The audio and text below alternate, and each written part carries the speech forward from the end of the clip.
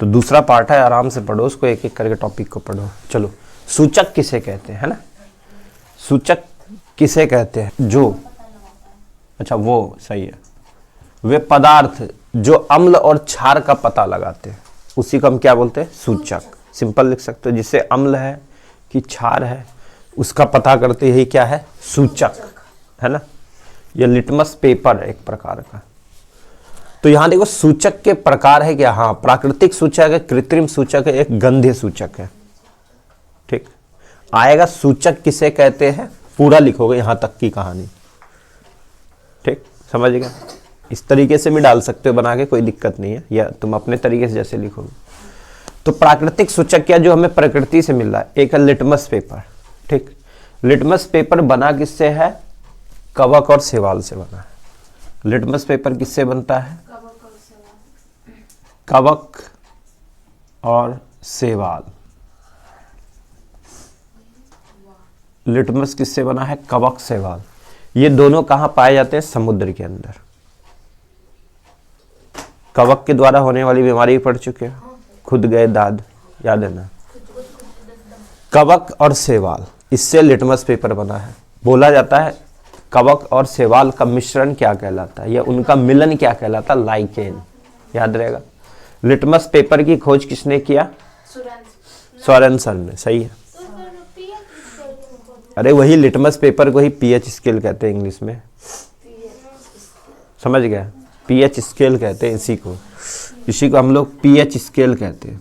यही है pH scale. अगला है हल्दी। हल्दी हमारा क्या? प्राकृतिक। प्राकृतिक है ना, जमीन से उगाते हैं। चुकंदर देखे हो, ये भी प्राकृतिक है।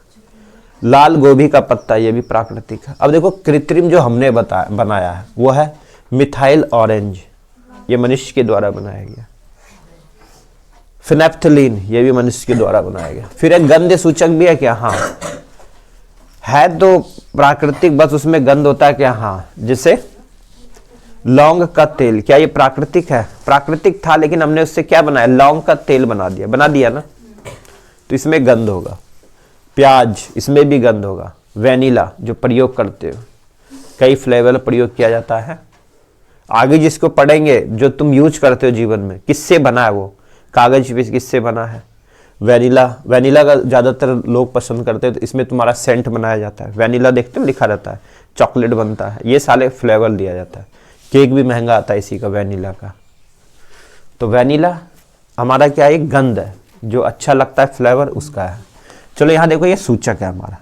लिटमस हो गया सूचक है, मिथाइल ऑरेंज सूचक है, फिनेप्थलीन सूचक है, हल्दी, चुकंदर और पत्ता गोभी। सबसे अधिक तुम्हारा लिटमस का ही याद रखना है। लिटमस, लिटमस क्या करता है? लिटमस क्या करता है? नीले को लाल करता है। अम्ल क्या करता है? नीले को लाल दिखाता है, बताए थे ना उस दिन। हाँ, और ये क्षार क्या करता है? लाल को नीला करता है। समझिए, ये क्या करता है? मिथाइल ऑरेंज भी क्या कर देता है? लाल कर देता है। यानी कि अम्ल का जो रहता है ये क्या होता है? नीला होता है। इसका जो पीएच स्केल होगा अम्ल वाला, वो नीला ही होगा। ये भी याद रखना, पूछा जाता है। अम्ल का पीएच स्केल कैसा होता है? नीले कलर का होता है। ठीक। क्षार का पीएच स्केल कैसा होता है? लाल कलर का, ये लाल रंग का होता है। इसको जब हम अम्ल में डाले तो लिटमस पेपर को लाल कर दिया, तो समझ जाएंगे अम्ल है। ये नीला कर दिया, समझ जाएंगे वो क्षार है। मिथाइल ऑरेंज क्या करेगा? लाल कर देगा, यानी कि वो अम्ल है। पीला कर देगा, यानी कि वो क्षार है। मिथाइल ऑरेंज का पूछता है कंपटीशन में। फिनेप्थलीन ये बार बार पूछता है कंपटीशन में, हो सकता है तुम्हारा भी। अब देख लेंगे किस टाइप का हार्ड क्वेश्चन करता है या इजी। वैसे तो इजी एक ही याद रखना, यही आता है 10th में। समझ गए? आगे ये इसलिए पूछता है कि फिनेप्थलीन जो है ना, अम्ल के साथ कोई क्रिया नहीं करता, ये रंगहीन होता है और ये गुलाबी बना देता है। क्षार में जाके ये गुलाबी बना देता है। हल्दी, हल्दी अम्ल के साथ पीला, लेकिन क्षार के साथ लाल और भूरे कलर का हो जाता है। ठीक। कभी तुमने देखा होगा हल्दी का तुम्हारा वो क्या हो जाता है? कपड़े पे वो लग जाए। जब तुमने इसको डिटर्जेंट डालते हो ना, देखो वो लाल भूरा कलर का हो जाएगा, हो जाता है ना, यानी कि वो क्षार प्रकृति का हो जाता है। अगला चुकंदर, चुकंदर क्या करता है, लाल बैंगनी बनाता है अम्ल में और क्षार में पीला कर देता है। लाल गोभी का पत्ता हो, ये भी लाल बैंगनी बनाएगा और क्षार में जाके हरा कर देता है। पत्ता गोभी था वो क्षार में हरा कर दिया। तो इसको पढ़ोगे बार बार तो याद हो जाएगा, है ना। वैसे मेन रूप से फिनेप्थलीन को याद करना है, मिथाइल ऑरेंज की, ये तीन ही इंपॉर्टेंट है, यही तीन इंपॉर्टेंट है। ठीक, चलो आगे चलते हैं। ये हमारा है पीएच स्केल। क्या है, पीएच स्केल। लिख लो जिसे याद नहीं है। इसकी खोज किसने किया, स्वारेनसन ने किया। बना किससे, कवक से। कवक और शैवाल का मिश्रण से बना है ये। कवक और शैवाल के मिश्रण से क्या बना, पीएच स्केल। पीएच स्केल से हम अम्ल का पता करते हैं और क्षार का। तो 0 से 7 के बीच जो हो उसे अम्ल कहते हैं हम लोग। क्या कहते हैं, अम्ल। और इधर जो हो इसे क्षार कहते हैं। अम्ल और क्षार को मिला दे तो क्या बन जाता है, लवण। लवण और जल उत्पन्न होता है, ये होता है, वो तो याद ही रखना है। और 7 जो होता है ये जो है ये क्या है, लवण, यानी कि ये उदासीन है। क्या है ये उदासीन हो गया। ये क्या है, उदासीन। अब हमने कल पढ़ा था अम्ल के प्रकार, पढ़े थे। अम्ल के कितने प्रकार, दो। कौन कौन सा, दुर्बल अम्ल। जो स्टार्टिंग में होता है, ये जो होता है यहाँ, यानी कि इसके आधे कर दो। कहाँ आ गया, 3.5 आया ना। आधा 7 का आधा कितना, 3.5। 3.5 तक जो होगा वो प्रबल अम्ल में माना जाता है, उसको हमने प्रबल अम्ल माना। इसके 2 प्रकार माने हमने। जो 3.5 तक आया, 3.5 तक का मान को माना हमने क्या, प्रबल अम्ल। क्या माना, हाँ। तब सबके लिए तैयार हो कि कितना हार्ड आ सकता है, समझ गया, प्रबल अम्ल हो जाएगा। और इधर का जो होगा 3.5 से 7 के बीच, ये दुर्बल अम्ल कहलाया। 3.5 से 7 के बीच क्या कहलाया, दुर्बल अम्ल कहलाया। इसी तरीके से इधर इसके आधे कर दो, कितना हो गया, 10.5 के करीब हुआ ना। 10.5, 7, 1 2 3, 1 2 3, हाँ 10.5। तो 10.5 के बीच क्या हो गया, लिख लो इसको। ये दुर्बल हुआ, लेकिन ठीक है, प्रबल इधर हुआ, इधर का प्रबल है, ये प्रबल क्षार है।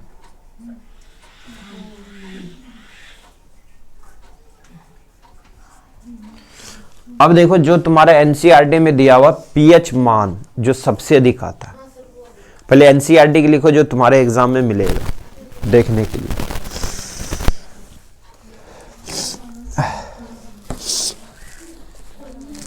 जो सबसे अधिक अम्लीय होते हैं वो है जठर रस। तो सबसे पहले लिख लेना है जठर रस। जठर रस कहां पाया जाता है,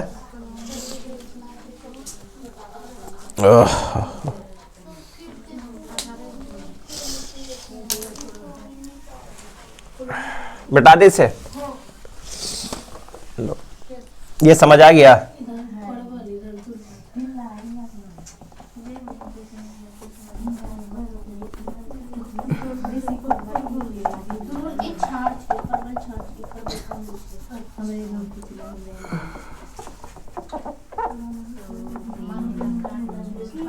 समझ आया नहीं है, चलो हाँ समझ आइएगा तो क्या करेंगे, लिख लेना ना, उसके कॉपीज लिख लो, यहां देख लो। ये है तुम्हारा जठर रस,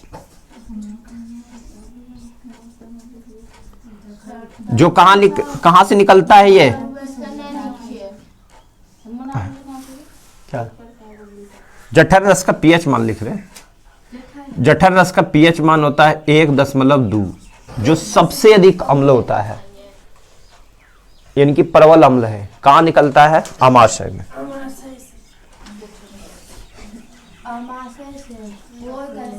कौन सा अम्ल, HCl, हाइड्रोक्लोरिक अम्ल, ये लिखना, ये सबसे अधिक पूछेगा तुम्हारा। अगला नींबू का रस,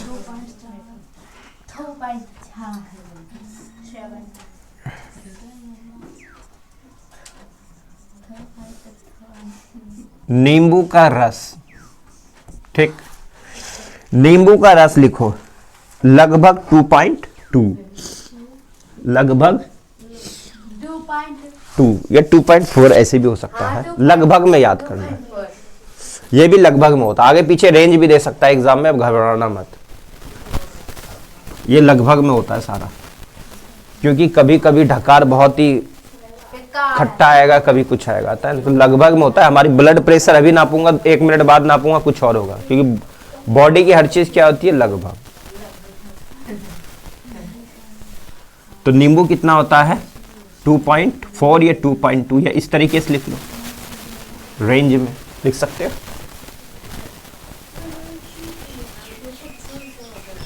तो नींबू का रस का पीएच मान 2.4 जो एनसीईआरटी में दिया है उसी को सही मानना है, 2.2 ही मानो। इसमें दिया है 2.5। शुद्ध जल चलेंगे, जो सबसे अधिक पूछेगा 7।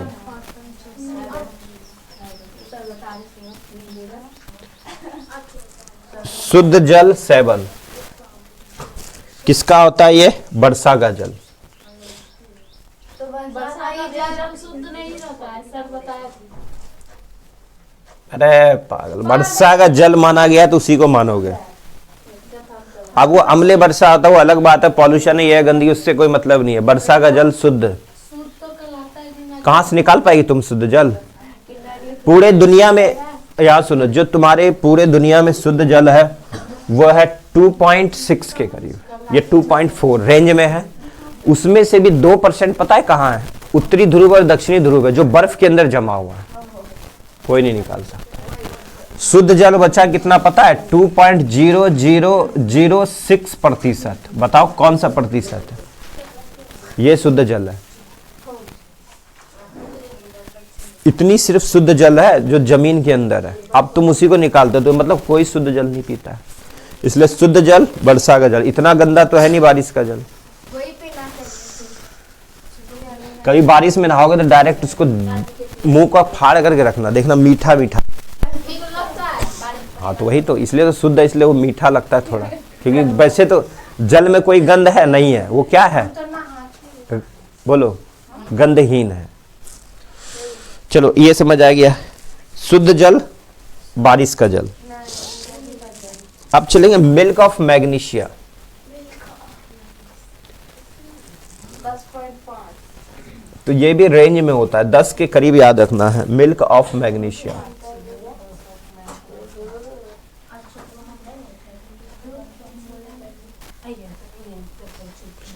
मिल्क ऑफ मैग्नीशिया 10 पॉइंट के करीब रहता है।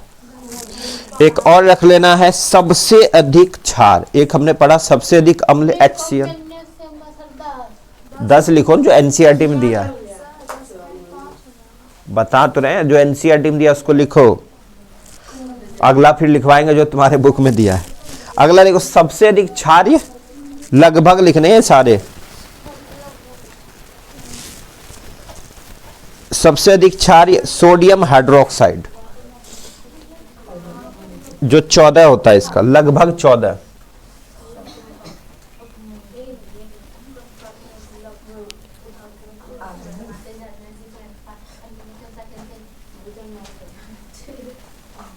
सोडियम हाइड्रोक्साइड 14, लगभग 14 के करीब।